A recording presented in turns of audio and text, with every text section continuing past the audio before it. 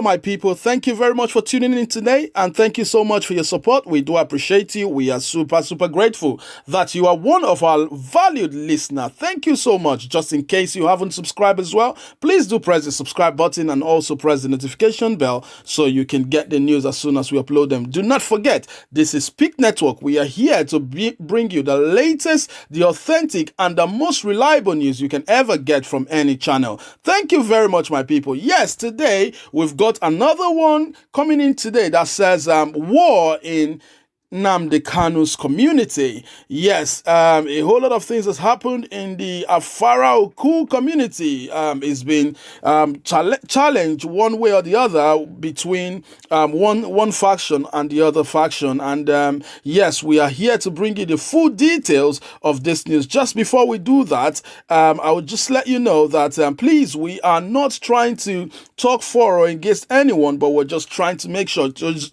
just bring the news to yourself just exactly as it is. And at the end of the day, we can do a bit of analysis on the news and see what our people, the people of Nigeria, actually thinks about what is going on. Yes, my people, let's just go straight into the news.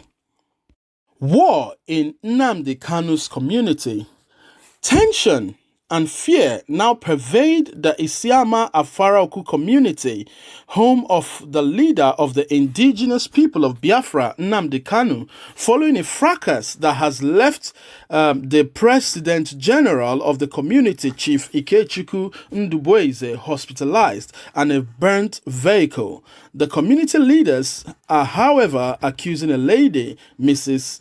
Ogala Doris, of being responsible for the attack on the President General and vowed she must leave the community.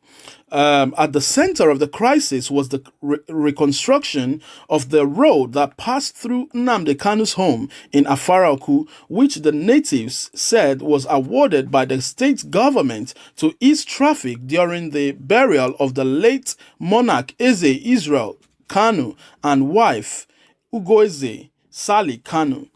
But the project could not be completed before February 14th, when the late monarch and his wife were buried.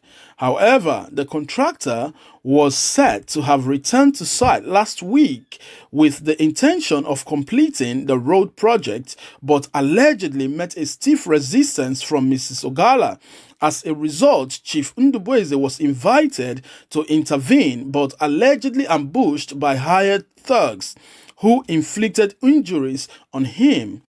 Narrating the ordeal, Ndubweze, who spoke from his hospital bed at the Accident and Emergency Unit of the Federal Medical Center, FMC, Umuahi, where he was receiving treatment following injuries he sustained during the attack, said he escaped death by the whiskers.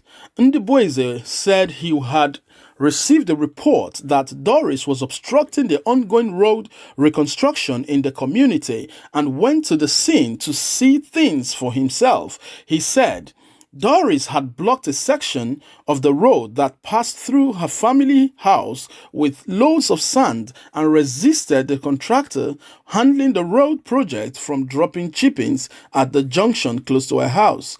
Even when I advised her not to obstruct the road project, she insisted that no chippings should be dropped close to her house until she was through with her own project, he alleged. The President General said instead of heeding his advice, the lady descended on him with her thugs, who attacked him with machete, shovel, and stones, leaving him injured before he was rescued by members of the community. Ndubweze alleged that Doris has suddenly become a thorn in the flesh of the community without regard for anybody. She has become troublesome, bragging that she is very close to the top police officers and governors and can do anything she likes in the community and get away with it. Speaking on the incident, one of the village heads, Chief Ben Ohaeri, said that Doris deliberately wanted to disrupt community projects, apparently to prove her powerful influence, adding that the President General was rushed to the hospital. Doris' brothers blocked the junction leading to their building with a minibus, which was later burnt in the night, apparently to create the impression that they were attacked by the community. Isiama Afaraku is peace-loving. We accept strangers, but this can never happen from where she comes from, so we want her to leave our community. The contractor handling the road project, Maureen Uzo Chukwu, said that trouble started on Wednesday when their truck brought chippings from Abakaliki and wanted to drop them at the junction close to Doris' house, I beg your pardon, but she resisted the attempt. Uzochukwu, who also claimed to be a victim of the attack, said she sought the intervention of Chief Ndubueze, who promptly came to the area but was allegedly attacked by Doris and her thugs. The contractor said she had notified the State Commissioner for Works as well as that of Information, who assured her that government would handle the situation. Meanwhile, Nnamdi Kanu's younger brother, Prince Emmanuel Kanu, has warned that IPOB should not be brought into the fracas. In an interview, he said, contrary to claims by Doris, IPOB had nothing to do with the matter and warned her from discrediting the peaceful movement through blackmail. I noticed heavy police presence in the community and inquired from one of the personnel on a roadblock, who told me they received a report that IPOB was planning an attack in the community. It is people like Doris who write fictitious petitions against IPOB to blackmail it. She should retrace her steps before it's too late. She is too small for IPOB. Kanu maintained that Doris must leave the community and stop creating problems in the area. When Doris was contacted for her reactions, she feigned ignorance of the development. I don't understand what you are saying, she said, and switched off her phone. The Abia Police Republic Relation Officer, Geoffrey Ogbonna, who spoke on Saturday Sun on phone, said he was out of Umuahia on official duty and had not been briefed about the incident. So my people, that's the news reaching us now. Once again, just in case you haven't subscribed, please do press the subscribe button. That means a lot to us. And also the notification bell so you can get the news as soon as we upload them. Thank you very much for your support.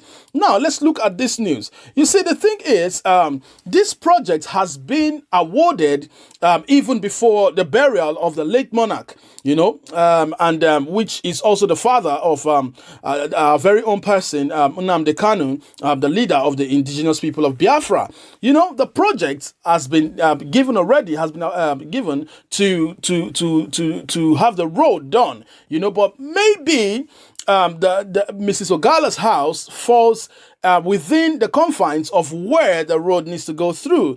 And as such, she's posing a very great resistance so that her house would not be brought down. But the thing is, we need to know if she has deliberately built on that place, on the road, which is a government road, and road is going to definitely pass through there one day. We can't just ascertain that at the moment, but obviously she has posed a great resistance. But again, she has some faults. She at some point she needs to be blamed, because they've called upon the leader of the place, which is Ndubueze, to come see it, to come see for himself and see how to sort things out amicably. There is no point having talks to beat the man up and stuff like that.